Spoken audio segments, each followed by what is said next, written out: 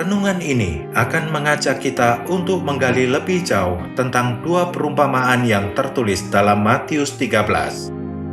Di dalam Matius 13, terdapat perumpamaan tentang penabur, dan juga perumpamaan tentang benih yang baik dan benih ilalang.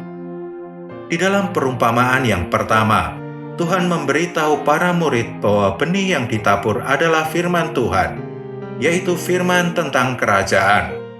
Sedangkan di perumpamaan yang kedua menunjukkan bahwa penabur tersebut adalah diri Tuhan sendiri, dan benih yang baik adalah kita semua, anak-anak kerajaan. Yohanes pasal 1 ayat 14 menuliskan, firman itu telah menjadi manusia dan diam di antara kita, dan kita telah melihat kemuliaannya, yaitu kemuliaan yang diberikan kepadanya sebagai anak tunggal Bapa, penuh kasih karunia dan kebenaran. Hal ini menunjukkan bahwa Tuhan Yesus Kristus adalah Sang Firman itu sendiri. Dia adalah firman yang hidup, Sang Firman kehidupan itu. Saat kita mendengarkan Dia, kita mendengarkan firman. Saat kita mengalami firman, kita mengalami diri Tuhan. Di dalam Yohanes 12 ayat 24 dituliskan, Aku berkata kepadamu, sesungguhnya jikalau biji gandum tidak jatuh ke tanah dan mati, ia tetap satu biji saja. Tetapi jika ia mati, ia akan menghasilkan banyak buah. Tuhan Yesus adalah sang biji gandum yang jatuh ke tanah dan mati. Melalui kematiannya, Dia menghasilkan banyak biji gandum yang lainnya. 1 Petrus pasal 1 ayat 23 menuliskan, karena kamu telah dilahirkan kembali bukan dari benih yang fana, tetapi dari benih yang tidak fana, oleh firman Tuhan yang hidup dan yang kekal. Di dalam hal ini, kita melihat bahwa diri Kristus bukan hanya firman, tetapi Dia juga adalah benih. Allah Bapa mengutus anaknya datang ke dunia dan menaburkannya sebagai benih. Tuhan Yesus bukan datang ke dunia sekedar untuk berkhotbah, tetapi untuk menjadi benih firman itu sendiri. Dialah sang penabur, tetapi Dia juga adalah benih yang ditaburkan. Dan kita adalah hasil dari benih yang tidak fana itu. Saat kita membicarakan firman Tuhan, di situ sebenarnya kita sedang menaburkan benih firman Tuhan. Dan tentunya, kita juga berharap suatu saat nanti, benih yang kita taburkan juga dapat dituai. Tuhan bekerja melalui firman-Nya di dalam diri manusia. Saat kita memberitakan sukacita dan kebenaran firman kepada orang lain, kita menaburkan firman ke dalam mereka.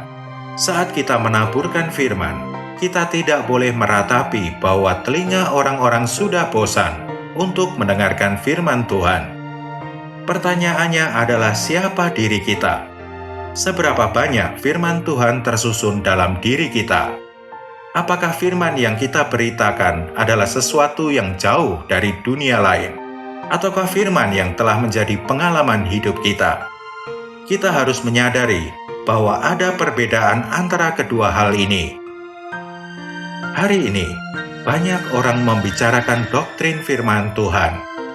Doktrin bukanlah hal yang tidak penting, karena tanpa doktrin yang benar, kita tidak tahu seberapa jauh kita mengalami firman Tuhan. Tanpa doktrin yang benar, kita akan tersesat. Kita tidak boleh menolak doktrin yang benar. Tetapi bila hanya doktrin, tanpa memperoleh pengalaman dan jamahan firman, firman Tuhan hanya akan menjadi kata-kata mutiara dan tidak akan pernah menyentuh orang lain. Bila kita hanya menganggap bahwa benih firman Tuhan itu sekadar firman yang tertulis di dalam Alkitab, yang di luar diri kita belum 100% benar. Tuhan perlu membawa kita masuk ke dalam pengalaman firman, sehingga firman itu menjadi pengalaman kita. Saat firman itu menjadi pengalaman kita tiap hari, firman itu akan tersusun di dalam diri kita. Semakin banyak kita tersusun dengan firman, perkataan yang keluar dari mulut kita juga akan penuh dengan firman. Ketika seorang pembuat tembikar melukis dan mewarnai porselen, setelah dilukis, porselen tersebut harus masuk ke dalam tungku dan dibakar. Setelah dibakar, lukisan itu akan menjadi sulit dihapus. Saat Tuhan bekerja di dalam kita, Dia perlu membawa kita ke dalam pengalaman firman yang seringkali menyakitkan untuk kita. Mungkin Tuhan perlu membawa kita 1 kali, mungkin 10 kali, mungkin juga ratusan kali. Tetapi hasilnya akan menjadi sesuatu yang kokoh dan permanen. Mengalami firman Tuhan akan membuat firman Tuhan menjadi bagian permanen dalam hidup kita. Sehingga saat orang lain mendengarkan kita, mereka tidak lagi mendengarkan orang yang pandai bercerita atau pandai mengajar, tetapi mereka bisa menikmati firman Tuhan yang hidup, yang sudah menjadi bagian pengalaman kita. Pada titik ini, firman Tuhan telah menyusun kita, membuat kita menjadi benih yang dapat ditaburkan Tuhan ke orang lain. Agar dapat memperoleh tuaian, tidak cukup kita hanya menjadi benih. Benih yang baik itu perlu jatuh ke tanah dan mati. Dengan jatuh ke tanah dan mati, barulah benih itu bertumbuh dan nantinya dapat berbuah serta dituai. Jika kita kembali ke Yohanes 12 ayat 24, jalan untuk dapat menuai adalah melalui kematian. Tuhan menabur untuk mendapatkan buah yang dapat dituai. Tujuannya agar dari 1 biji gandum dapat menghasilkan banyak buah. Sebutir biji gandum harus jatuh ke tanah dan mati, barulah buah dapat dihasilkan.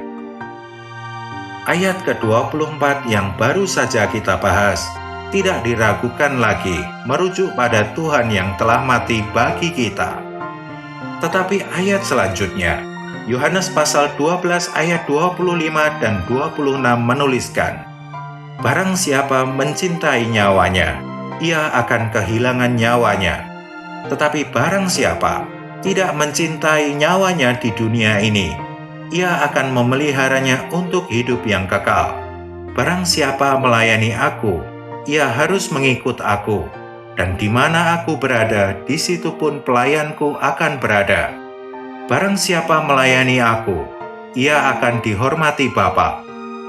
Hal ini menjelaskan bahwa setiap orang yang melayani Tuhan akan berada di mana Tuhan berada.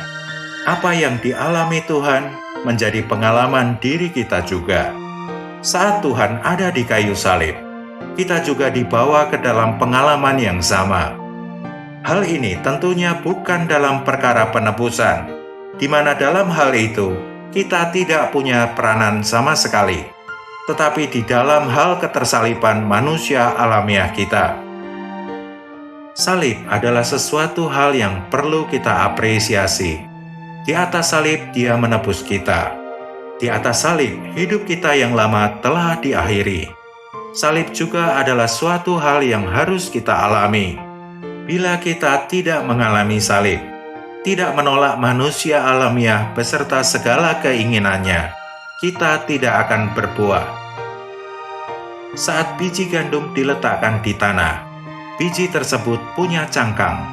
Cangkang ini melindungi bagian dalam dari kerusakan. Tapi cangkang ini juga menghambat pertumbuhan tanaman gandum.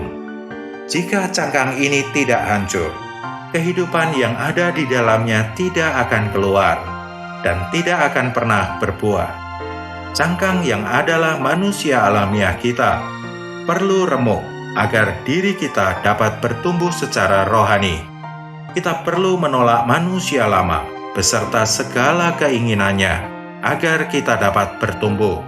Semakin kita bertumbuh secara rohani, Kristus akan semakin tertampil lewat kita. Hari demi hari, Kristus perlu dinyatakan melalui diri kita, sampai akhirnya kita dapat berbuah. Dari sini, kita dapat melihat hubungannya. Untuk dapat menuai, kita perlu berbuah. Untuk dapat berbuah, perlu ada pertumbuhan rohani. Semakin kita bertumbuh secara rohani, Kristus semakin tertampil lewat hidup kita. Agar Kristus Sang Firman dapat tertampil melalui hidup kita, Tuhan perlu membawa kita ke dalam pengalaman firman hari demi hari, dan kita perlu menolak manusia alamiah beserta segala keinginannya. Semoga Tuhan berbelas kasihan kepada kita, agar hari demi hari kita dapat menyingkirkan manusia alamiah kita, sehingga Kristus semakin dinyatakan melalui diri kita. Tuhan memberkati.